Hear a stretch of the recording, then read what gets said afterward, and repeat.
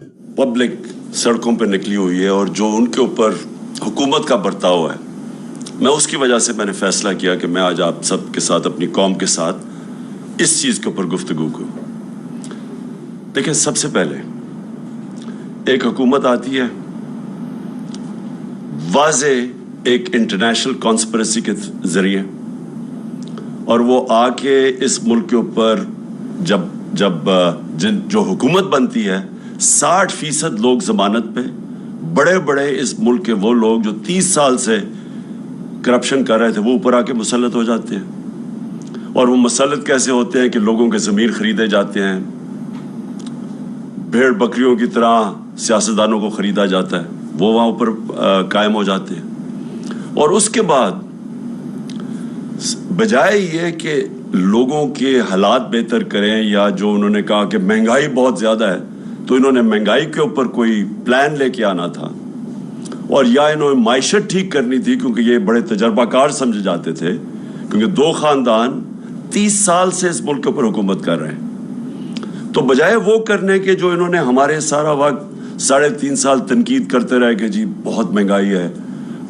लोग पिस गए, इनको समझ नहीं है, माइशत को नहीं संभाल सकते, तो बजाय वो करने के सिर्फ और सिर्फ इन्होंने एक काम किया अब तक, और वो काम ये किया कि 1100 अरब रुपए के अपने ऊपर जो करप्शन केसेस थे, अपने आप को NRO दे के वो माफ करवा लिए। और उसके अलावा इन्होंने इदारे तबाह किए हैं ताकि इनकी करप्शन बच जाए, FIA को तबाह, NAB तबाह, सारे जो सिविल सर्विस, पुलिस का इस्तेमाल लोगों को दबाने के लिए। तो सिर्फ और सिर्फ इनकी एक कोशिश थी, और वो प्लानिंग मैं बड़ी देर से लोगों को कह रहा था कि इनका सिर्फ मकसद हमारे खिलाफ जो सारी इकट्ठी भी हुई पार्टीज, जो लॉन्ग मार्चेस भी की, पीछे सिर्फ एक चीज़ थी कि किसी तरह ये हुकूमत जाए और ये आके अपने आप को NRO दे दें। अब क्या लोगों का गुस्सा क्या है कि आपने लोगों को तैयार किया कि जी बहुत ज़्यादा महंगाई है, लोगों की मुश्किल हालात हैं, यहाँ जनाब लोग तबाह हो गए, और हर रोज़ इनकी स्टेटमेंट्स, महंगाई मार्च। अब लोग क्यों सड़कों पे निकल रहे हैं? सबसे पहले कि लोग ये पूछना चाहते हैं कि कौन सी क़यामत आ गई जब से हमारी हुकूमत गई, और जब से ये 2 महीने, 2.25 महीने में जब से ये आए हैं, क्या हुआ चेंज कि कीमतें भी आसमानों पे चली गई, माइशत भी नीचे, रुपया भी नीचे गिर गया, स्टॉक मार्केट भी नीचे गिर गई। अब जो इंडस्ट्रियल ग्रोथ है, जिसकी वजह से रोजगार लोगों को मिल रहा था, जो हमने 55 लाख नौकरियां दी थी, उसकी वजह कंस्ट्रक्शन सेक्टर था, उसको हमने उठाया। उसकी वजह थी इंडस्ट्री, लार्ज स्केल मैन्युफैक्चरिंग, जिसमें ग्रोथ हुई, रिकॉर्ड ग्रोथ हुई। उसकी वजह एक्सपोर्ट्स, टेक्सटाइल सेक्टर और सर्विसेज सेक्टर, इंफॉर्मेशन टेक्नोलॉजी के ऊपर 2 सालों में 75% ग्रोथ में, एक्सपोर्ट्स में इजाफा हुआ। तो वो क्या चीज हुई कि एक मुल्क एक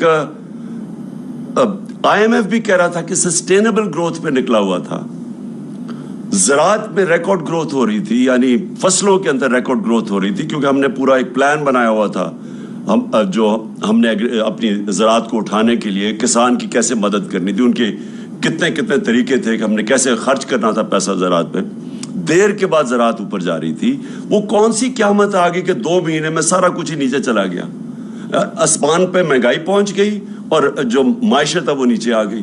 आज बेरोजगारी बढ़ती जा रही है। तो सवाल ये है कि कौम अगर आपको ये बाहर निकल रही है आज और मुजाहरे कर रही है, तो आपको बजाय ये डंडा का इस्तेमाल करने का, और ये जो आप उनको पर तशद्दुद कर रहे हैं, एक डेमोक्रेटिक हुकूमत लोगों को बताती है, अपने मसले बताती है, और लोगों के दुख और दर्द सुनती है। लोग तकलीफ में हैं। किधर गई बिजली? किधर थी हमारे दौर में 3.5 साल में? क्यों नहीं ऐसी लोड शेडिंग थी? तो क्या हुआ कि एकदम लोड शेडिंग भी शुरू हो गई है, और लोड शेडिंग भी शहरों के अंदर और कराची में जिस गर्मी के अंदर लोड शेडिंग है, वो क्या आपकी कोई तैयारी नहीं थी? क्या हुआ? बिजली तो है यहाँ मुल्क में। अब ये बिजली घर के ऊपर जो इन्हीं ने, ये नून लीग ने कॉन्ट्रैक्ट किए हुए थे, जो बिजली घर बनाए हैं, جو چار بڑے 5 بلکہ ان کے دور میں بنے. اب وہاں بجلی بھی نہیں بن رہی, پیسے بھی ہم دے رہے ہیں جس کو کیپیسٹی پیمنٹس کہتے ہیں. ہم یہ قوم اپنے ٹیکس کے پیسے سے ان کو کیپیسٹی میں پیمنٹس کے پیسے دے رہی ہے, لیکن وہ بجلی نہیں بنا رہے کیونکہ انہوں نے امپورٹڈ فیول کے اوپر بنائے تھے, LNG کے اوپر اور کوئلے کے اوپر. ساہیوال جیسی جگہ پہ انہوں نے کوئلے کے اوپر ایک جو پلانٹ بنایا ہے پاور جنریشن کا. آپ سوچیں کہ وہاں سارے کراچی سے سارا کوئلہ ادھر ٹریول کر کے آتا ہے ساہیوال. یعنی جس نے بھی یہ بنایا ہے اسی کو جیل میں ڈالنا چاہیے کہ کیا سوچ کے بنایا تھا. ماحولیات کے اوپر علیحدہ اس کا جو اثر ہے, اور دوسرا اتنی دور باہر سے امپورٹ کر کے کوئلے کیا, اور اس کی قیمت کتنی ہے, کس قیمت پہ وہ بجلی بنا رہا ہے. تو آج ان کے پاس نہ کوئلے کے لیے پیسے ہیں نہ LNG کے لیے پیسے ہیں. نتیجہ یہ ہے کہ اب یہ پلانٹ چل نہیں رہے جس کی وجہ سے لوڈ شیڈنگ ہے. تو میرا پھر سے سوال ہے کہ اتنی محنت سے آپ نے سازش کی, بیرون ملک کے ساتھ مل کے, یہاں لوگوں کے ساتھ مل کے, غداروں کے ساتھ آپ نے یہ سازش کی, اور آج لوگ آپ سے یہ سوال پوچھ رہے ہیں کہ جب آپ یہ سازش کر کے آ گئے تو اب کہہ رہے ہیں کہ جی یہ سارا کچھ عمران خان اور PTI نے کیا ہے. تو اگر ہم نے یہ کیا تو ہمیں رہنے دینا چاہیے تھا. آج ہم ذمہ داری لیتے ہیں اس چیز کی. ہم بھی IMF کے پروگرام میں تھے, 3.5 سال ہم IMF کے پروگرام میں تھے. کیا ہمیں نہیں وہ IMF کہہ رہی تھی کہ یہ قیمت بڑھاؤ, یا تیل کی قیمت اتنی کرو, یا بجلی کی قیمت اتنی کرو, یا ڈیزل کی. تو ہم تو پریشر بھی لے رہے تھے. اور اس دور, یہ ذرا میں اپنی قوم کو کہنا, جس وقت پریشر تھا قیمتوں کا, اور یاد رکھے IMF کا بھی پروگرام تھا, کرونا بھی ہوا جو ساری دنیا میں تباہی مچائی کرونا نے, اور اس دور میں جو انٹرنیشنل جو کموڈٹی سپر سائیکل, یعنی جو انرجی کی قیمتیں اوپر جائیں ساری دنیا میں, وہ بھی اوپر گئیں. اس کے باوجود ہم نے سب سے سستا ملک تھا پاکستان. آج اگر آپ قیمتیں دیکھیں, جس قیمت پہ ہم ڈیزل بیچ رہے تھے, پٹرول بیچ رہے تھے, بجلی حالانکہ کانٹریکٹ انہوں نے سائن کیا, پھر بھی ہم نے قیمتیں روکی ہوئی تھی. ہم نے سبسڈائز کیا ہوا تھا. ہم نے پیٹ کاٹ کے ڈیزل اور پٹرول کو اور بجلی قیمت نہیں بڑھنے دی. IMF پریشر برداشت کیا کیونکہ ہمیں پتا تھا کہ لوگوں کے حالات کیا ہیں. ہمیں پتا تھا کہ ایک انٹرنیشنل عذاب آیا ہوا ہے. کون سی قیامت آئی کہ آج سارا کچھ آسمانوں پہ چلا گیا. جو قیمتیں انہوں نے بڑھائی ہیں 2.5 مہینوں میں, ہمارے 3.5 سال میں اتنی قیمتیں نہیں بڑھی. کوئی چیز لے لیں, آٹا لیں, گھی خاص طور پہ لیں, یہ ڈیزل اور پٹرول, بجلی کی, ابھی تو لوگوں کو بجلی کے بل آنے ہیں. تو بجائے لوگوں کو ان کی دکھ درد سنیں اور کوشش کریں کسی طرح اپنا ذہن استعمال کریں, سوائے اپنی چوری بچانے کے لیے اور NRO لینے کے لیے ذہن استعمال کریں کہ کیسے آپ لوگوں کا بوجھ کم کر سکتے ہیں. بجائے وہ کرنے کے آج ان کو ٹیئر گیسنگ کی ہے, دہشت پھیلائی جا رہی ہے, ڈرایا جا رہا ہے لوگوں کو. میری آج اپنی ساری قوم سے ایک ہی آپ سب کے لیے درخواست ہے, اپیل ہے کہ دیکھیں, ایک پرامن احتجاج ہم سب کا حق ہے. یہ ہمیں جمہوریت ایک حق دیتی ہے, ہمارا آئین حق دیتا ہے. ہمارے جب نے 25 کو جب احتجاج کیا, 25 مئی کو, انہوں نے جس طرح کا ظلم کیا لوگوں کے اوپر, فیملیز پہ, گھر میں رات کو 2-3 بجے گھس کے خواتین کو جس طرح انہوں نے چادر اور چار دیواری کو, ہماری روایت کو پیچھے رکھ کے جس طرح انہوں نے کیا, اس کی میں مارشل لاء میں تو شاید ایسا ہوتا ہو, کسی جمہوریت میں میں نے ایسے نہیں دیکھا. میں نے جنرل مشرف کی آمریت کے اندر, وہ بھی ملٹری ڈکٹیٹر تھے, میں نے اس میں اس طرح کا ظلم نہیں دیکھا جو انہوں نے کیا 25 کو. اور اب ہم پھر تماشا دیکھ رہے ہیں. یہ کر کیا رہے ہیں؟ سنبھالی ان سے معیشت سنبھالی نہیں جا رہی, قیمتیں ان سے روکی نہیں جا رہی, باہر پھر رہے ہیں ہاتھ پھیلا کے. وہ ان کی مدد جس طرح کر رہے ہیں, جس طرح میں نے کہا کہ وہ کوئی بھی فری لنچ نہیں ہوتا, یعنی کوئی مفت میں آپ کی مدد نہیں کرتا, وہ کوئی نہ کچھ آپ سے مانگ رہے ہیں. ان کو بھی خوش کرنے کے لیے انہوں نے ہماری نیشنل سیکیورٹی کو کمپرومائز کرنا ہے, وہ بھی اب دیکھتے رہے. تو اب اگر ان کا خیال ہے کہ صرف ظلم کر کے اور تشدد کر کے کسی طرح لوگوں کو کنٹرول کریں گے. ایسے لوگ کنٹرول نہیں ہوں گے. ابھی مہنگائی جہاں تک ہمیں پتہ ہے جولائی میں اور بڑھنی ہے, کیونکہ انہوں نے جولائی میں جو LNG تھی وہ نہیں آ رہی. اب ان کے پاس جو یہ سمجھ رہے تھے کہ یہ باہر سے چیزیں, یہ فیول خرید لیں گے, یہ کوئلہ یا LNG, وہ ان کے پاس وہ وسائل نہیں ہے, کیونکہ قیمتیں اوپر چلی گئی ہیں. لہٰذا میں آج اپنی ساری قوم کو کہہ رہا ہوں کہ میں 2 تاریخ کو ہفتے کی شام کو اسلام آباد میں انشاءاللہ ایک تاریخی ہم کریں گے پروٹیسٹ, پرامن, جو ہمیشہ ہم کرتے ہیں پرامن پروٹیسٹ. ہم سارے شہروں کے اندر بھی اب لوگوں کو کہہ رہے ہیں کہ پروٹیسٹ کریں. پشاور, لاہور, کراچی, ملتان, کوئٹہ, جتنے ہمارے بڑے شہر ہیں ادھر بھی ہم پروٹیسٹ کر رہے ہیں, اور ہم یہاں پریڈ گراؤنڈ پہ کریں گے. میں یہ چاہتا ہوں کہ ایک زندہ قوم بن کے ہم سارے ان پروٹیسٹ میں شامل ہوں.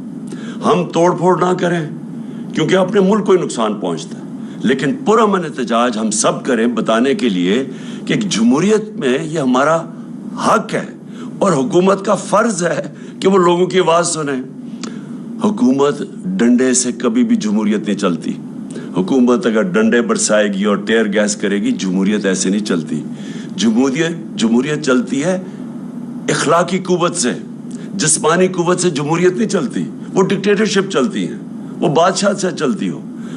جمہوریت چلتی ہے اخلاقی قوت سے.